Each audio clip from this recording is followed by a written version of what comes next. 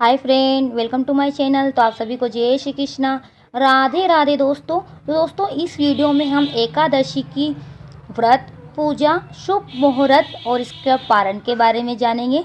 तो आइए, हिंदू धर्म ग्रंथों के अनुसार भाद्रपद मास की शुक्ल पक्ष की एकादशी को जलझुलनी एकादशी कहते हैं।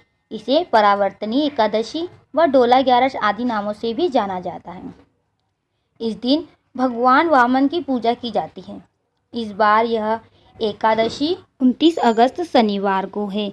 एकादशी तिथि आरंभ अगस्त 28, 2020 को प्रातः 8:48 से है। एकादशी तिथि समाप्त होगी 29 अगस्त 2020 8:17 पर। तो इसका पारण है दोस्तों 30 अगस्त को पारण है। व्रत तोड़ने का समय या पारण का समय 5:58 सुबह से 8:21 तक रहेगा। तो आप अपने व्रत का पारण द्वादशी के दिन कर सकते हैं। इस दिन भगवान योग निद्रा के दौरान करवट लेते हैं, इसलिए इसको परावर्तनी एकादशी कहते हैं। कुछ स्थानों पर ये दिन भगवान श्री कृष्ण की सूरज पूजा यानी कि कृष्ण जी के जन्म के बाद मांगलिक कार्य किए जाते हैं के रूप में मनाया जाता है। परिवर्तनीय एकादशी व्रत का नियम पालन 10वीं तिथि से ही आरंभ हो जाता है। तो आपको 28 तारीख से ही इसका नियम पालन करना होता है। रात्रि से ही शुरू करें व ब्रह्मचार्य का पालन करें।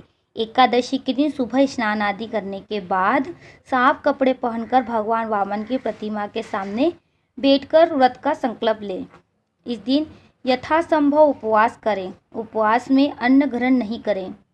संभव ना हो तो एक समय फलाहार कर सकते हैं। इसके बाद भगवान वामन की पूजा विधि विधान से करें।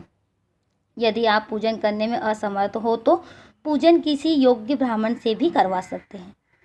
भगवान वामन को पंचामृत से स्नान कराइए।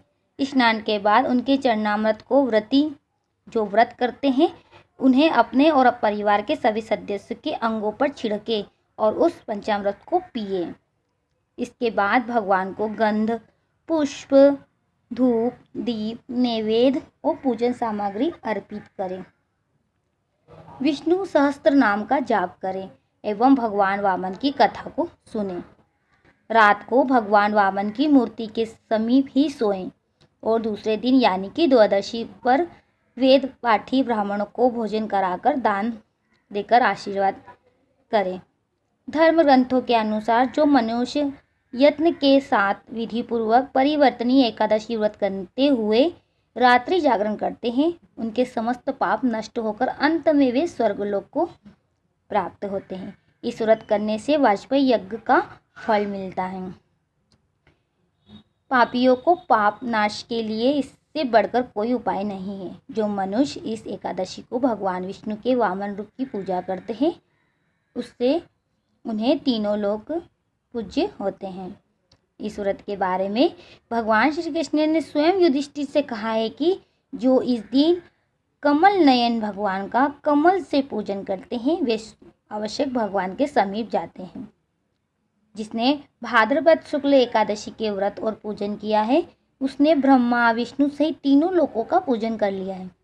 अतः हरिवासर अर्थात एकादशी का व्रत अवश्य करना चाहिए। एकादशी व्रत करने वाले को 10वीं तिथि से ही चावल, मसूर और इन उड़द की दालों का सेवन नहीं करना चाहिए। सूर्यास्त से पहले भोजन को कर ले और सुबह स्नान आदि करके घर के पूजन के करने के बाद एकादशी व्रत का संकल्प ले और श्री हरि विष्णु वामन जी की पूजा करें। दूसरे दिन आपको इसका पारण करना है जो द्वादशी के दिन होता है। तो इस दिन आप चावल को ग्रहण कर सकते हैं। आइए इसकी कथा को श्रवण करते हैं। परिवर्तनी अर्थात पदा एकादशी की कथा। त्रेता युग में बलि नामक एक दैत्य था। वह मेरा परम भक्त था। विविध प्रकार के वेद सूक्तों से मेरा पूजन किया करता था और नित्य ही ब्राह्मणों का पूजन तथा यज्ञ के आयोजन करता रहता था। लेकिन इंद्र से द्वेष के कारण उसने इंद्रलोक तथा सभी देवताओं को जीत लिया। इस कारण सभी देवता एकत्र होकर सोच विचार कर भगवान के पास गए। बृहस्पति सहित इंद्रादिक देवता प्रभु के निकट जाकर और नतमस्तक होकर वेद मंत्रों द्वारा भगवान का पूजन और स्तुति करने लगे। अतः मैंने वामन रूप धारण करके 5वां अवतार लिया और फिर अत्यंत तेजस्वी रूप से राजा बलि को जीत लिया। इतनी वार्ता सुनकर राजा युधिष्ठिर बोले कि हे जनार्दन, आपने वामन रूप धारण करके उस महाबली दैत्य को किस प्रकार जीता? श्री कृष्ण कहने लगे, मैंने वामन रूपधारी ब्रह्मचारी बलि से 3 पग भूमि की याचना करते हुए कहा, ये मुझको 3 लोक के समान है और हे राजन, यह तुमको अवश्य ही देनी होगी।